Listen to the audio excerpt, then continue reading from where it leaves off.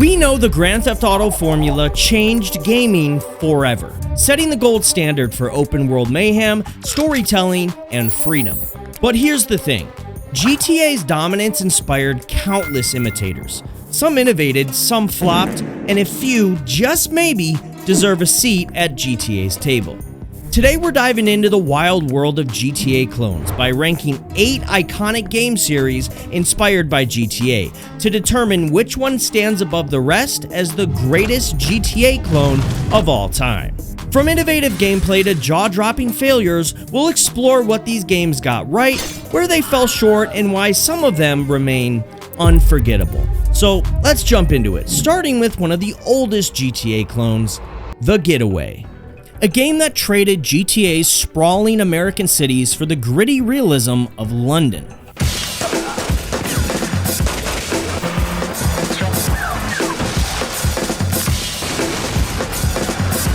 Released in 2002, this PlayStation 2 exclusive promised to deliver an immersive open-world experience with a cinematic flair, one that hoped to rival Grand Theft Auto's early dominance.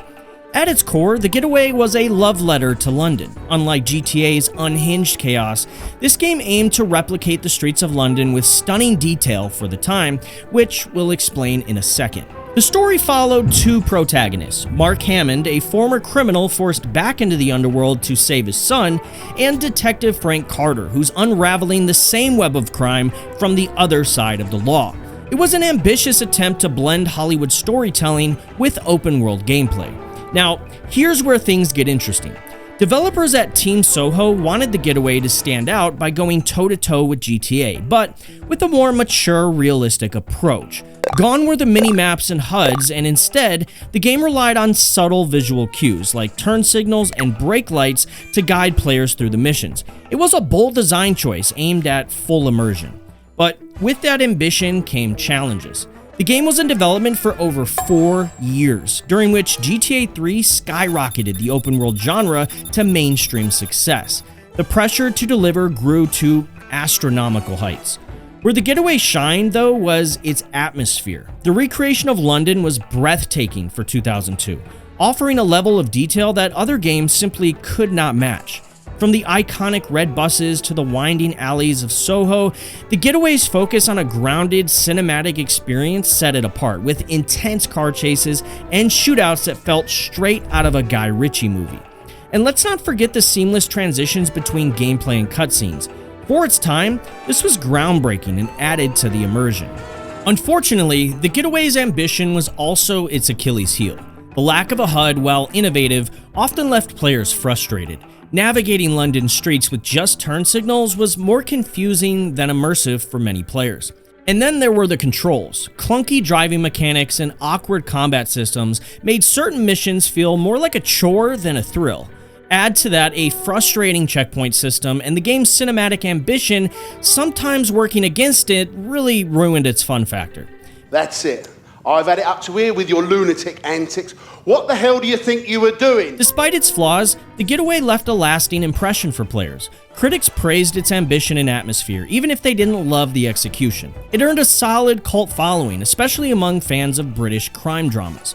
But in the grand scheme of things, The Getaway felt like a game that aimed high but didn't quite stick the landing. It's remembered more for what it tried to do than for what it actually achieved. So, for all these reasons, I have to rank The Getaway in our They Tried tier. Next up, we have the true crime games, and since we're ranking by the best games in a series, let's just look at the game that started it all.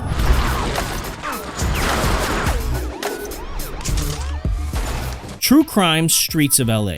A game that didn't just aim to compete with GTA, it tried to one-up it by blending elements of open-world gameplay with martial arts combat, detective work, and a sprawling Hollywood-style story.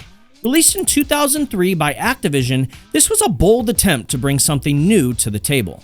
Thanks to developer Luxoflux being based in Los Angeles, Streets of LA portrayed a highly detailed version of the city.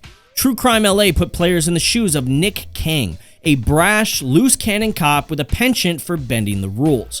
Think of him as the video game equivalent of every 90s action movie cop trope rolled into one character. The game wasn't just about open world chaos, it had a structured narrative with branching paths. Depending on your choices, the story could lead to one of 3 different endings, which was pretty ambitious for the time. But let's talk about the elephant in the room. True Crime was Activision's answer to GTA. While Rockstar Games leaned into playing as a criminal, True Crime flipped the script by letting you play as the law. Since Nick King wasn't exactly a by-the-book cop, developers believed this would keep the game edgy enough to appeal to fans of Rockstar's grittier stories. Developers at Luxoflux aimed to stand out by offering a full recreation of Los Angeles, freeways, landmarks, and everything. The team wanted to create a game where players felt like they were stepping into a real, breathing city, not just a sandbox to cause chaos. But ambition has its price. While True Crime tried to do it all, it didn't always execute well. The driving mechanics felt stiff, the gunplay was a bit clunky, and the martial arts combat, while fun at first, could become pretty repetitive over time. The AI wasn't exactly groundbreaking either. Criminals and NPCs often acted in hilariously unrealistic ways, which could pull you out of the experience, and while the branching storylines were ambitious, they weren't always well executed, with some endings feeling rushed or unsatisfying. Critics were split on True Crime. Some praised its variety and ambition, while others felt it tried to do too much and ended up being a jack-of-all-trades, master-of-none type of game. Still, it developed a cult following, particularly among players who loved its over-the-top Hollywood vibe and didn't mind its rough edges. It even spawned a sequel, True Crime New York City, which doubled down on the formula, but ultimately couldn't match the success of its predecessor, and while the series faded into obscurity, its DNA lived on, evolving into another game we'll rank later on in this video. So, while the True Crime series carved out its own unique identity, it ultimately couldn't come close to the impact or success of GTA, with a legacy that fizzled out after its first game. That's why you'll find the True Crime series also firmly in the "they tried" tier.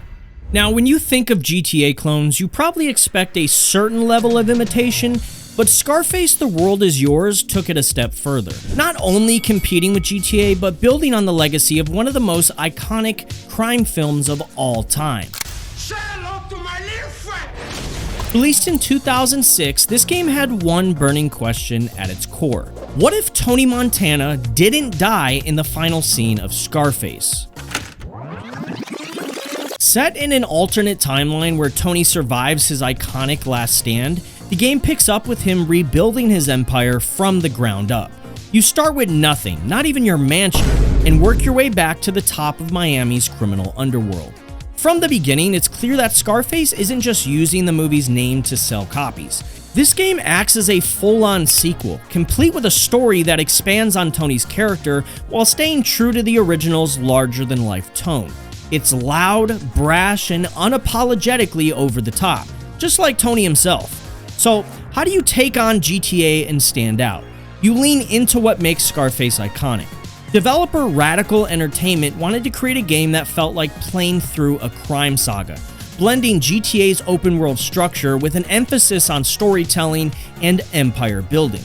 One notable detail: Al Pacino didn't reprise his role as Tony, but he personally approved the voice actor who took his place. Why you gotta talk to me like that, huh? Like you got some fucking baseball bat up or something. You would know what that feels like, Cubano. The team also went all in on authenticity, pulling in writers from the original film to ensure the dialogue and world building felt true to Tony's character. But the most interesting twist? Scarface was essentially a direct response to GTA Vice City, which borrowed so heavily from the movie's aesthetic that it might as well have been official fan fiction. This game was an attempt to reclaim that Miami vibe and remind players where the inspiration came from. One of the game's standout features was its unique take on economic progression. Instead of just completing missions, you had to manage drug deals, expand your territory, and reinvest your earnings to grow your empire. The more power you gained, the more lavish your lifestyle became, culminating in buying back Tony's iconic mansion. The combat system also added flair. Tony's Rage Mode lets you unleash a frenzy of bullets while yelling colorful insults in true Montana fashion. And let's not forget the robust dialogue system that let you intimidate or charm NPCs during drug deals and other negotiations. It added an extra layer of strategy to the gameplay. And of course, there was the music, with a killer soundtrack featuring 80s hits and Latin tracks. Scarface created an atmosphere that felt as stylish as it was dangerous. But not everything was perfect. While the empire-building mechanics were fun, they could feel repetitive over time. Many missions boiled down to variations of kill these guys or deliver this package, which didn't always do justice to the game's ambitious premise. The controls were also a mixed bag. Driving felt stiff compared to GTA, and the aiming system, while serviceable, wasn't nearly as smooth or intuitive. Plus, the game's open world lacked some of the life and spontaneity that made Rockstar's cities feel alive.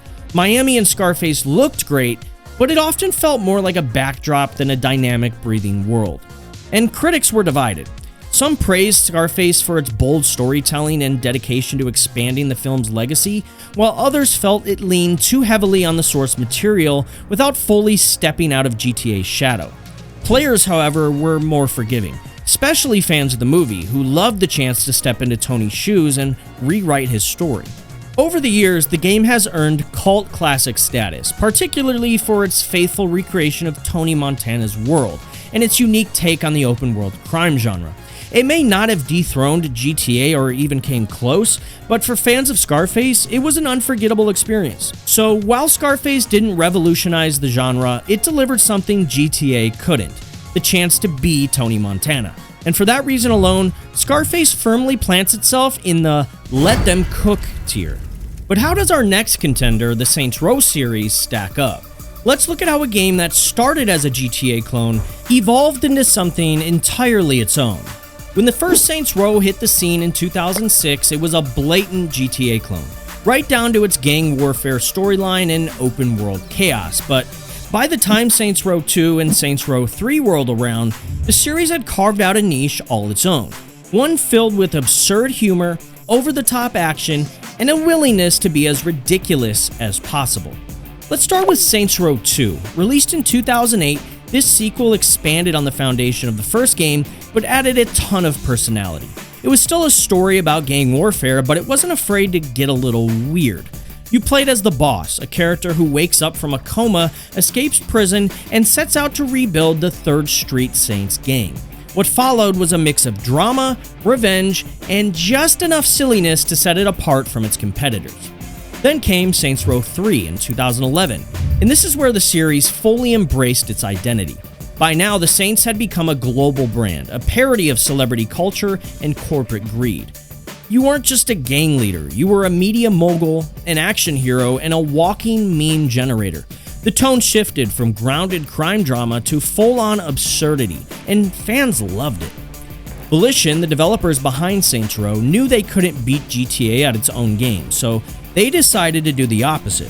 While Rockstar was doubling down on realism and cinematic storytelling with GTA 4 and later GTA 5, Saints Row leaned into chaos and fun. They wanted players to feel like they were in an action movie, or maybe a cartoon, where anything could happen.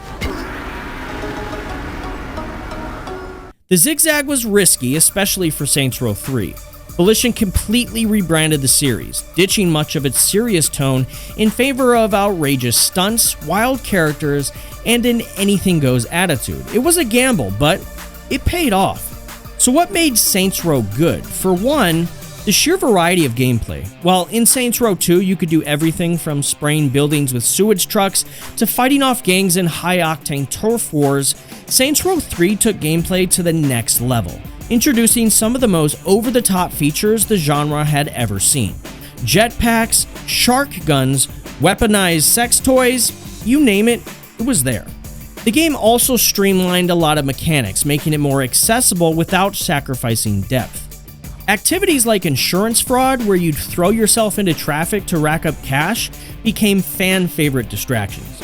Customization was another standout feature.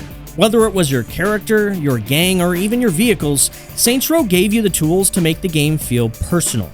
Want to lead a gang of luchadors while dressed as a giant hot dog? Go for it.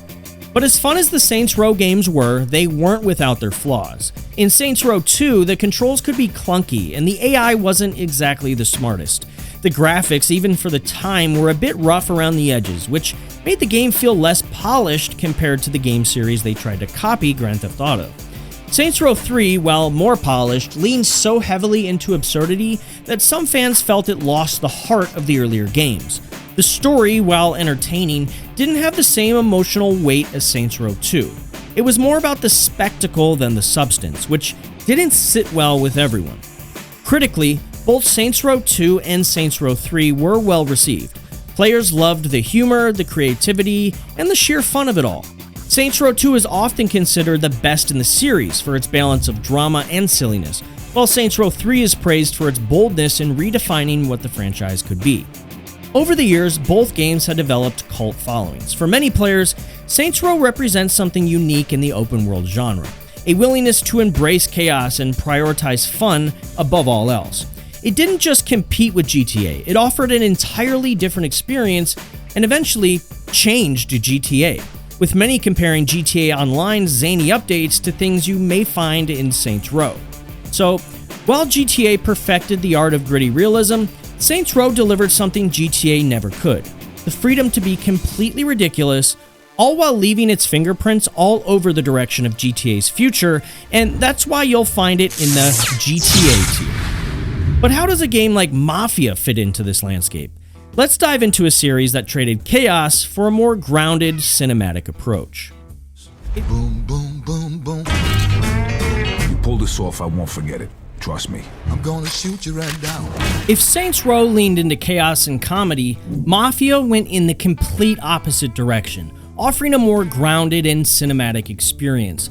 The Mafia series was less about causing mayhem and more about immersing you in a meticulously crafted crime story. So, let's look at Mafia 2 and 3, the games that truly defined this franchise. Despite starting in 2002, it was Mafia 2 in 2010 that truly put the franchise on the map. Set in the 1940s and 50s, this game took players to Empire Bay, a fictional city inspired by New York and Chicago. You played as Vito Scaletta, an immigrant trying to rise through the ranks of the mob. Think of it as a love letter to classic gangster movies, with all the betrayal, loyalty, and ambition that you'd expect. Then came Mafia 3 in 2016, a game that took a bold new direction. This time, the story shifted to the 1960s and introduced Lincoln Clay, a Vietnam War veteran seeking revenge against the Italian mob for betraying his surrogate family. The game traded the old-school Mafia aesthetic for a gritty exploration of racial tension, organized crime, and revenge in New Bordeaux, a city inspired by New Orleans. The Mafia games were always compared to GTA, but the developers at 2K and Hangar 13 didn't try to replicate Rockstar's formula. Instead, they doubled down on storytelling. For Mafia 2, the goal was to make players feel like they were part of a Scorsese or Coppola film. Every mission, every character interaction was designed to serve the narrative. With Mafia 3, the development team wanted to push the boundaries of what stories could be told in an open-world title. So Hangar 13 emphasized a deep examination of the era's social issues, allowing players to experience the 60s in the shoes of a character video games rarely allow us to walk in. The devs did this believing it would make the game stand out in an increasingly crowded open-world genre. But what makes the Mafia games special? Both Mafia 2 and Mafia 3 featured some of the best writing and character development in the genre. Mafia 2 was a slow burn, focusing on Vito's rise through the mob and the personal sacrifices that came with it. Mafia 3, on the other hand, gave players a more personal story. Lincoln Clay's quest for revenge wasn't just about taking over territories, it was about dismantling an empire piece by piece. The game introduced a territory management system where you could assign underbosses to control areas of New Bordeaux, adding a layer of strategy to the gameplay. The attention to detail is another standout in the series. In Mafia 2, the cars, the fashion, the music, everything screamed 1940s and 50s authenticity. Meanwhile, Mafia 3's New Bordeaux felt alive with its swampy bayous, vibrant jazz clubs, and neighborhoods brimming with personality. The soundtracks for both games were phenomenal, perfectly capturing their respective time periods. But no game is perfect, and the Mafia series has its share of flaws. In Mafia 2, the open world looked amazing, but it often felt empty. Outside of missions, there wasn't much to do, which hurt its replay value. The driving, while realistic, could also feel sluggish compared to the fast-paced action of GTA. Mafia 3 faced even bigger challenges. While the story and characters were praised, the gameplay loop became repetitive. Taking over territories was fun at first, but the lack of mission variety made it feel like you were doing the same thing over and over again.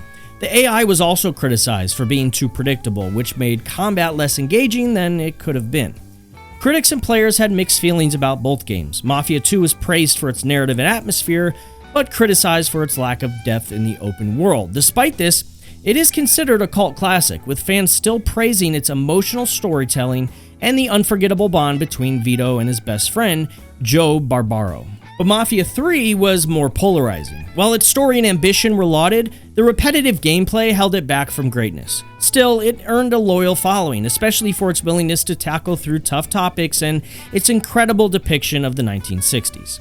And let's not forget the Mafia Definitive Edition remaster, completely remaking Mafia 1, which introduced the series to a whole new generation of gamers, cementing Mafia's legacy as a franchise that dared to be different.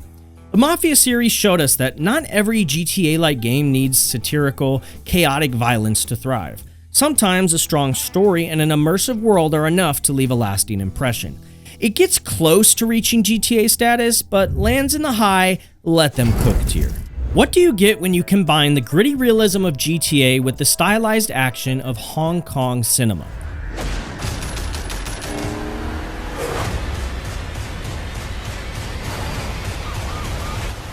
Sleeping Dogs is the answer. Released in 2012, this game was an ambitious attempt to deliver a unique open-world experience, and it succeeded in ways no one expected. Sleeping Dogs takes you to the bustling streets of Hong Kong, where you play as Wei Shen, an undercover cop infiltrating the Sun On Yi triad. It's a story of loyalty, betrayal, and the constant struggle between Wei's duty as a cop and his bond with the criminal world. Think of it as The Departed meets Grand Theft Auto. But here's the kicker. Sleeping Dogs almost didn't exist. It started as True Crime Hong Kong, a sequel in the True Crime series, but the project was canceled by Activision in 2011. Square Enix saw potential in the game, picked it up, and rebranded it as Sleeping Dogs, a risky move that paid off in a big way. From the start, developer United Front Games wanted Sleeping Dogs to feel different from other open-world games. Instead of trying to outdo GTA in chaos or scale, they focused on creating a tight, character-driven story and a setting that felt authentic. Hong Kong wasn't just a backdrop, it was a character in itself, from its crowded street markets to its glowing skyscrapers. United Front Games also leaned heavily on martial arts combat, a deliberate departure from the gun-focused gameplay of most open-world games. The goal was to make every fight feel cinematic and visceral, with fluid animations and environmental takedowns straight out of a Jackie Chan movie. So, what exactly made Sleeping Dogs stand out? Well, let's start with the combat. The melee system was one of the game's biggest selling points, drawing comparisons to the Batman Arkham series. Wei Shen could chain together brutal combos, counterattacks, and use the environment to his advantage. Slamming an enemy into a fish tank or glowing neon sign never got old. Shooting was solid too, driving mechanics were surprisingly polished, and then there's the city itself. Hong Kong in Sleeping Dogs was vibrant, dense, and teeming with life. The game was packed with side activities like races, karaoke, street fights, and even dim sum dates. It balanced its dark, gritty narrative with moments of levity, making the world feel both dangerous and fun. But not everything about Sleeping Dogs was perfect. The open world design, while immersive, could also feel limited compared to GTA. Let's not forget the story either. It was gripping, but some felt the ending didn't quite stick the landing, leaving a few loose threads. But in hindsight, there's a reason. When Sleeping Dogs launched, it didn't sell as well as Square Enix had hoped, but it quickly gained a dedicated fanbase. Critics praised its story, combat, and world design, calling it a sleeper hit. Over time, it became a cult classic, with players still reminiscing about its unforgettable moments and hoping for a sequel that, sadly, never came. A canceled sequel and ultimately a dead franchise is why I don't knock Sleeping Dogs' story for those loose threads. Now, Sleeping Dogs wasn't just a great game, it was a unique entry in the open world genre, proving that you don't need to be bigger to be better. A reminder that when developers take risks and create a truly special and unique experience, they carve out a niche in a genre dominated by giants. And for that reason, Sleeping Dogs lands solidly in the GTA tier. When you think of GTA clones, one game probably doesn't come to mind.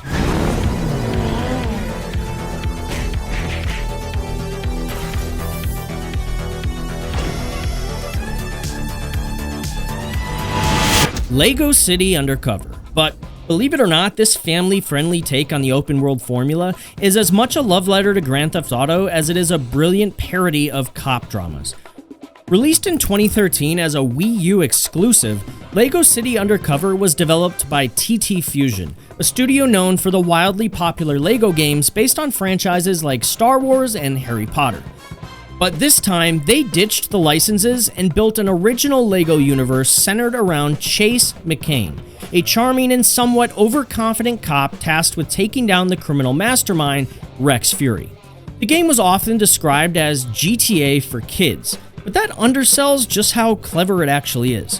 While it borrows the structure of open-world games, its tone is classic Lego comedic gold, filled with slapstick humor, playful parodies, and enough pop culture references to make even adults chuckle. It's no secret that GTA was an inspiration for Lego City Undercover. The developers leaned into the similarities, creating a sprawling open world with driving, collectibles, and plenty of side activities. But instead of aiming for realism, TT Fusion fully embraced the Lego charm, turning the city into a vibrant playground made entirely of Lego bricks. One of the biggest challenges during the development was taking advantage of the Wii U's unique features, like the gamepad. It served as Chase's communicator, map, and even a scanner for finding hidden items. This integration made the game feel tailored to the Wii U, though it later found a second life on other platforms. Now, let's talk about the good. At its core, Lego City Undercover is a classic Lego game with an open-world twist. You can explore a massive city, commandeer vehicles, and chase down criminals, all while collecting an absurd amount of Lego studs. But what really sets it apart is its emphasis on disguises. Chase can unlock and wear different outfits that grant him unique abilities, like breaking into safes or climbing walls. And then there's the humor. I broke the coffee machine. Language! Lego City Undercover doesn't take itself seriously for a second. The dialogue is packed with witty banter and absurd scenarios. One moment you're rescuing a cat from a tree, and the next you're involved in a high-speed chase through a construction site, all while listening to hilarious police radio chatter.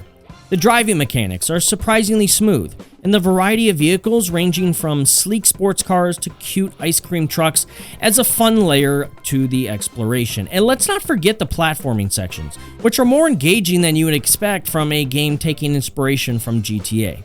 Now, of course, Lego City Undercover is far from perfect. One of the most common complaints at launch was the painfully long loading times on the Wii U. Imagine spending over a minute staring at a loading screen every single time you entered a new area. It was a serious buzzkill. The combat also felt pretty basic. While the game nailed exploration and humor, the brawls with criminals often boiled down to simple button mashing. And as charming as the story was, it lacked the depth or stakes of a more serious narrative, which might make it less appealing to players looking for a grittier experience.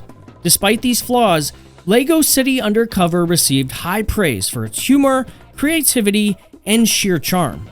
Critics loved its vibrant world and how it managed to be fun for both kids and adults. It didn't break sales records, but it carved out a niche as a cult classic, especially after it was re-released on multiple platforms in 2017. For many players, Lego City Undercover was a reminder that open-world games don't always have to be bloody and serious. Sometimes you just want to drive a Lego fire truck through a city while chasing a criminal dressed as a clown. And honestly, isn't pure fun what gaming's all about? Given Lego City Undercover proved you can make an open world game that's lighthearted and family friendly in a crowded market filled with GTA knockoffs, in a way that was so different, let's rank this also in the GTA. When it comes to GTA inspired games, there's another series with dogs in the title.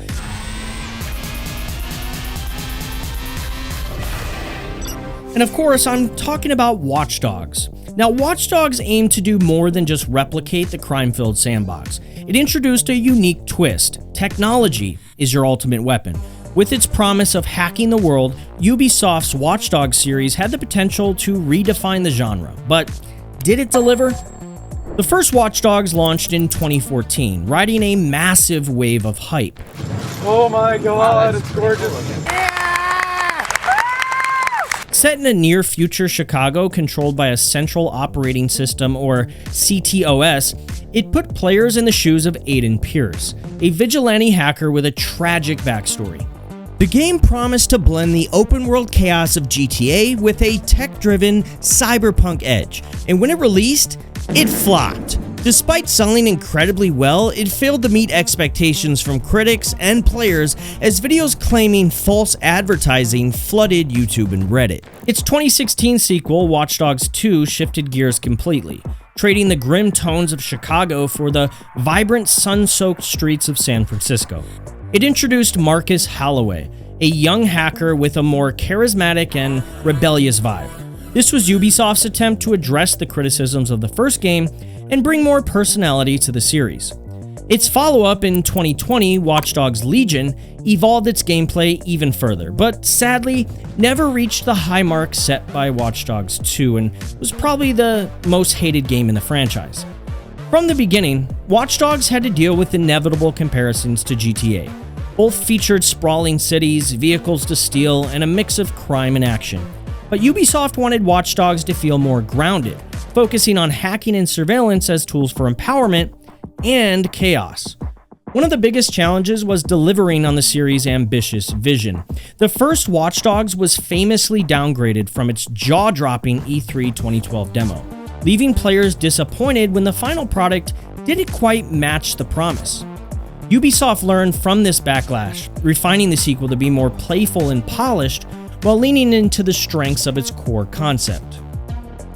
So what did the Watch Dogs series do well? Well, for starters, the hacking mechanics, especially in the Watch Dogs 2 sandbox, were a game changer. Whether you were overloading a power grid, remotely controlling vehicles, or turning enemies' drones against them, the sheer creativity in how you could approach missions was unlike anything GTA offered. The lighthearted vibe of Watch Dogs 2 worked wonders.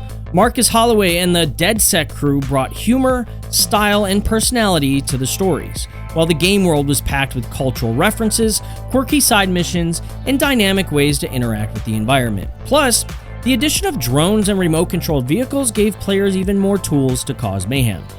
And then there's Legion. The play-as-anyone mechanic might not have been perfect, but it was undeniably innovative. Recruiting a team of operatives with unique abilities like a construction worker who could summon a cargo drone gave the gameplay a sandbox feel that encouraged experimentation.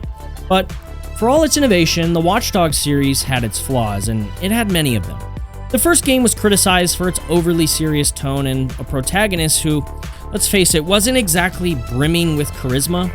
Aiden Pierce's grim revenge story felt one note, and the game's world, while visually impressive, lacked the vibrancy and personality of its competitors. Watch Dogs 2 improved on many fronts. Some players felt its focus on humor and satire clashed with its darker themes of surveillance and corporate corruption, though. And though Marcus was a more relatable character, the game's pacing occasionally dragged due to repetitive side missions. As for Legion, the play-as-anyone system was both its biggest strength and its greatest weakness. Without a central protagonist, the narrative lacked emotional weight, and many of the characters you could recruit felt like they were procedurally generated filler. Not to mention technical issues and a failure to live up to its ambitious premise. The Watch Dogs series grew to become polarizing among critics and players. The first game sold incredibly well, but its mixed reception left many players feeling burned. Ubisoft managed to win back goodwill with Watch Dogs 2, which gained a cult following for its charm, creativity, and much improved gameplay. Despite the mixed reviews, the lows, and the highs, the series as a whole has cemented its place as one of the most unique open-world experiences out there, blending technology and social commentary in ways few games have dared to try. For that, Watch Dogs lands in the "they tried" tier. And there you have it, the ultimate GTA clones tier list. Let me know if you agree with my list or if there were any games that you wanted to see on the list that didn't make the cut. And this is only the 6th video I've posted on this channel, and the first 5 have done really well. So as a token of my appreciation, I wanted to give back to all of you. So comment below if you agree with my tier list or not, and then also include your platform of choice, and I'll pick one of you to give a $100 gift card to that platform. I appreciate the love. Make sure you subscribe and like, and I will catch you all in the next video.